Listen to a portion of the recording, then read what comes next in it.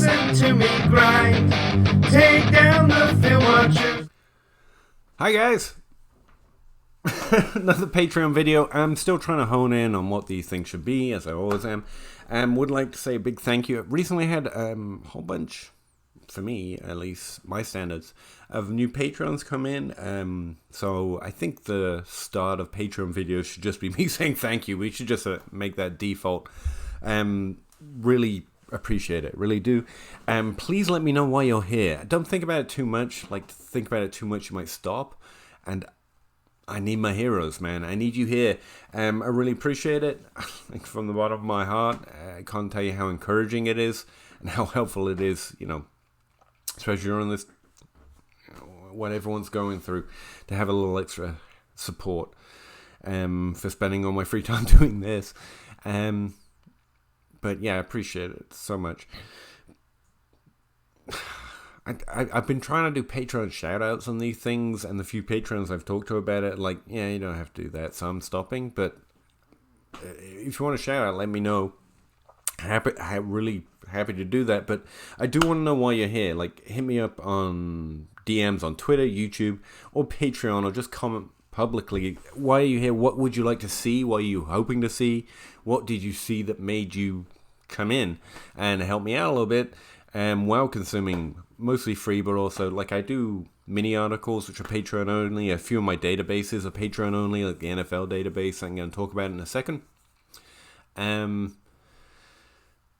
What can I do more of? Because I want to do that. I want to do the things that you came here for, so let me know what they are. Alright, enough of that stuff.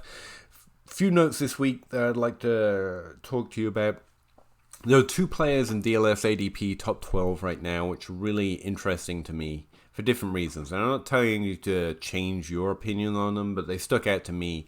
I'm working on this idea for a exercise I can run through with podcast guests instead of it being so unscripted, which is, I don't know what it is yet, but it's going through ADP and talking about the pick versus the value and where it changes, and where the person I'm talking to has this very strong opinion. At what point, if this was the draft order, would you flout it openly? But I can't quite, there are a lot of ADP games, but I think I have a way of doing it slightly unique. If I can just figure out put my thought into a coherent form, it's one of the things I was thinking about driving on the way home from work. I was like, wait, what about, and I can't quite figure out how it would work, but we'll get there. Speaking of podcasts, I just created a whole bunch of promos, so you should see them dropping on DLS podcasts if you listen to other DLF podcasts. The deal is we get nothing for that, but we share resources, however you say that word properly. And mostly we drop promos from each other's shows onto most of our episodes. You'll hear a promo from about another DLF podcast. I always do it at the start just to get out of the way. I wanted mine to be short and sharp instead of these 30-second things, because it's bad of me, I guess, since I'm part of the network. But I always just hit the 30-second skip and move on. So I wanted promos that would play before you can even get your thumb to that skip button, right? 10 seconds or less. Try to be cheeky, fun, give the tone of the podcast, if not, a full on description of it. Again, that's, yeah, I think I said it. So look out for them. I think some of them are actually pretty funny. And let me know if any of them work, or you heard any of them at all. I'd be interested to find out. All right. Fantasy football. What's been going through my head right now? 2 players in the ADP list that I noticed, Joe Mixon and DeAndre Hopkins. Opposite reasons that I'm unsure of their top 12 ADP right now. And again, ADP is just about to adjust, and Clyde Edwards-Helaire is about to jump in there. Because people are crazy and don't have strong opinions. But I talked about that on this week's podcast, if you want to check it out, if you haven't already. And leaving all of that there. I left it all out on the field in that episode. But Joe Mixon is currently, in last month's July's ADP, being drafted as the 7th player off the board. I really like the player. I think he's incredibly talented. I'm not sure he's going to pay off in that value. And so I disagree with the valuation, but I really like the player. I doubt the production more, but I appreciate that his value could definitely pay off as a 7th overall player. See what I'm trying to say there? DeAndre Hopkins is currently going 11th off the board, so inside the top 12. I definitely believe in his production. He's more than proven, and he's a wide receiver, so I think he's going to play for another 3 years just fine. But the age is about to start coming out the woodwork. He's 28, and I think he's going to have a down season this year. And OBJ's down season was 1,000 yards and more targets than he got the last year he got when he played for the Giants. So, but his value dropped.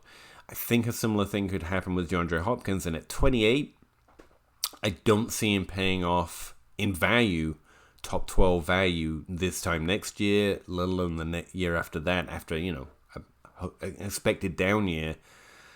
Presumably he'll come back to more of what he was last year, the year after that. But he'll be 29 by then, and the age zealots will push his value down. So I believe in the production, but paying that value is just giving away that value. I don't think it's ever coming back at this point in his career. Production, yes. Value, no. Joe Mixon, I'm not sure about the production. Value, yes, I can see it. And so they're two interesting players that I disagree with on ADP in the top 12, but for almost polar opposite reasons. I think both of those are strong picks. I'm not saying don't take DeAndre Hopkins and don't take Joe Mixon. That would be stupid things to say. I'm just saying, if I had to draft in that draft order, if that was a draft order, I had to take Joe Mixon at 7, I feel really uncomfortable with it. Even though I think it's a fine ADP, it makes perfect sense. Hopkins at 11 makes perfect sense, but I feel really uncomfortable with it, and that stood out to me when I was running through ADP. The other thing I want to talk to you about is Devin Funchess. I kind of liked him as a sleeper. He was the Green Bay wide receiver sleeper everyone wanted last year because he's proven to be able to earn and maintain significant volume for an entire year. He's had a top 24 season. He's the best player as a wide receiver 2 that we know for sure is that kind of player since Randall Cobb left, and Jordan Nelson for that matter. He's what we hoped MVS, Equiminius, Jeff Janis, all those players could be. Devin Funchess has already kind of done that at least once. So I was interested in him, but he opted out. Good for him. He's made the best decision for him and his family. That's all I have to say about that. But in looking into it, something I noticed, I've co-opted, where is it? I was shrinking the NFL database just to look at specifically the 3 metrics, because if I'm going to choose 3 metrics for the receiving game, by the way, these are the 3 that I look at first. Yards per team pass attempt, total expected points, or just receiving expected points for that matter, and receiving target market share, right? It's a really good overview of how they've performed, projecting them into the future for the next year. Points per game would be another one, but these 3 I love. The volume metrics, yards per team pass attempt has an efficiency kind of element to it, where it's talking about the yards they got per is normally an indication it's a volume stat, but per can also be misleading. They were recently talking about Twitter how yards per route run is just basically a synonym for number of yards on a team, and yards per team pass attempt struggles with some of that, but I think it's slightly better in that regard. I think it does incorporate volume and efficiency together a bit more than yards per route run does, because it takes team volume instead of player volume into context. But anyway, enough about that. Anyway, what I noticed is Alan Lazard seems to be the guy that people are most excited about as a sleeper, and I'm guessing there's a split stat out there that I know through the last end of so many games of this season, or in when it mattered season, he was the player. But look, for the season overall, MVS is the one that actually worried me, that there was going to be a top 24 wide receiver in Green Bay that wasn't Davante Adams. He had a significant stretch there at the start of the season where I was like, man, that's a lot of volume for MVS to be holding on. And then it dwindled off. I think he got injured for a while. But he's the only one that made me grip my teeth a little bit that I was going to be wrong last year about there not being a second top 24 wide receiver on Green Bay. He's the only one. And when you look at the season entirety, instead of these damn split stats that everyone's so fond of and aren't predictive and aren't useful, and it's going to send you down a lot more empty rabbit holes than it's ever going to help you find nuts. Don't quite know how I created that metaphor, but whatever. When you look at the whole season, he was slightly better, although it's within the same range as Alan Lazard and yards per team pass attempt. He did get slightly more volume with 7 total opportunities more, but he was also, he got more value on those opportunities. Wait, my camera's kind of covering up what I wanted to talk about here. There we go. Move me over here. He also got more expected points on pretty much the exact same targets, which means he was being used in a more valuable role than Lazard was. And at the end of the day, for the season proper, and I know Lazard played 4 less games, but he was even able to eke him out in target share. Like, it's not a strong take, because Green Bay wide receiver 2 isn't a strong... Like, I hate these... I don't hate things. But I do... That's not how I prefer to play fantasy football. I find team situation takes to be incredibly weak compared to player valuation. I do respect what Josh Hermsmeyer and others, and even me, like, I appreciate that we're so bad at projections and player evaluation. We should play that edge, but we play that edge by looking at productive players instead of guessing that a player can be productive. And here we are looking at the production, and MVS was more productive. So it's technically a player evaluation take, okay? But I dislike looking for players. Team situation takes are so weak. They're so weak, guys.